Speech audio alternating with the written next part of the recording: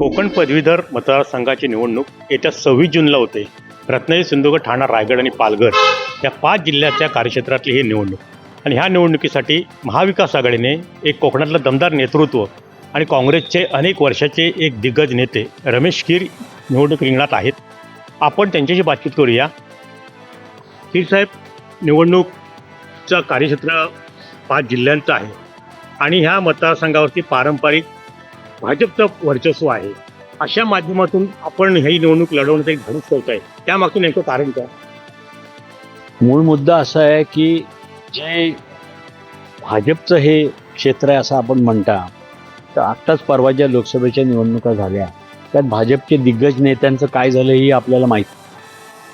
मुळात असा आहे मुद्दा की कोकणातल्या पदवीधरांसाठीची ही निवडणूक आहे आणि त्यासाठी भाजपच्या असलेल्या विद्यमान आमदारांनी गेल्या 12 वर्षात कोकणच्या पदवीधरांसाठी नेमकं काय केलं हा प्रश्न पदवीधरच विचारत आहेत. कारण गेले 6 महिने या पदवीधर मतदारसंघात मी फिरतोय, तिथे मला तीव्रतेने जाणवलं की लोक म्हणत आहेत की नेमकं यांनी काय केलेलं आहे आमचं. त्यामुळे प्रश्न आज एवढाच आहे की कोकणातले पदवीधर बेकार, त्यांच्या बेकारीवर उत्तर शोधण्याचा प्रामाणिकपणे प्रयत्न करणारा आमदार हा कोकणाला मिळणं गरजेचं आहे असं मला वाटतं.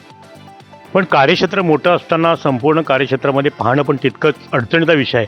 आता 5 जिल्ह्याचा कार्यभार आहे आणि अशा पद्धतीने जर आपण आमदार झाला तर आपल्या कामाची नेमकी पद्धत काय राहणार आहे?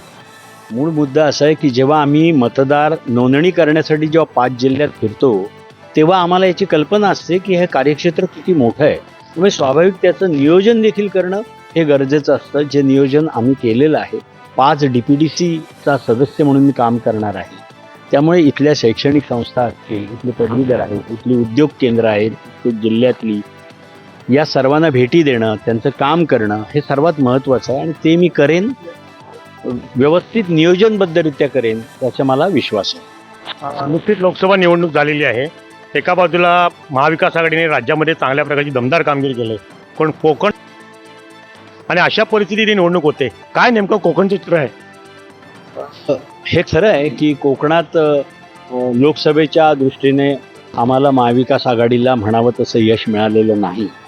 पण महाराष्ट्राचा विचार केला तर अतिशय चांगल्या पद्धतीनं ही निवडणूक महाविकास आघाडी लढलेली आहे, यशस्वीपणे लढलेली आहे. आणि माझा विश्वास आहे की जरी लोकसभेला कोकणात हे झालेलं असलं तरी ही आमची विधान परिषदेची निवडणूक आम्ही सर्व पक्ष मिळून, म्हणजे काँग्रेस, शिवसेना, राष्ट्रवादी काँग्रेस, शेतकरी कामगार पक्ष, CPM, आप, आम्ही सर्व मिळून अतिशय चांगल्या पद्धतीने आणि ताकदीने लढू. कारण सगळ्यांनी खूप चांगलं रजिस्ट्रेशन मतदारांसाठी केलेलं आहे. पण ज्यावेळेला फिरता मतदारांच्या गाठीभेटी घेतात त्या काय प्रश्न संभवतात तुम्हाला या पदवीधरांचे? मुळात बेकारी हा सगळ्यात मोठा प्रश्न आहे पदवीधरांच्या समोरचा. मग ते पदवीधर वेगवेगळ्या क्षेत्रातले आहेत, पण त्यांच्यासमोर बेकारी हा प्रश्न आहे. दुसरा प्रश्न असा आहे की कोकण परीक्षा मंडळ जे आहे ते गेली 13 वर्ष राज्यात पहिले आहेत, पण UPSC MPSCमध्ये या मुलांचा प्रभाव तुलनेने कमी दिसतो.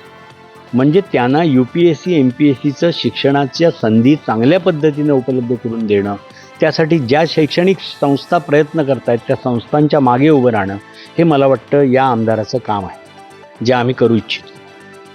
हे होते महाविकास आघाडीचे कोकण पदवीधर मतदारसंघाचे उमेदवार रमेश कीर यांनी आपली संपूर्ण कामाची पद्धत आणि भविष्यामध्ये निवडल्यानंतर काय करणार याचा थोडक्यात गोषवारा केलेला आहे. टाइम्स डिजिटल करता किशोर मोरे. टाइम्स डिजिटलला लाईक करा, सबस्क्राईब करा, शेअर करा आणि बेल आयकॉन दाबायला विसरू नका. पाहत रहा टाइम्स डिजिटल.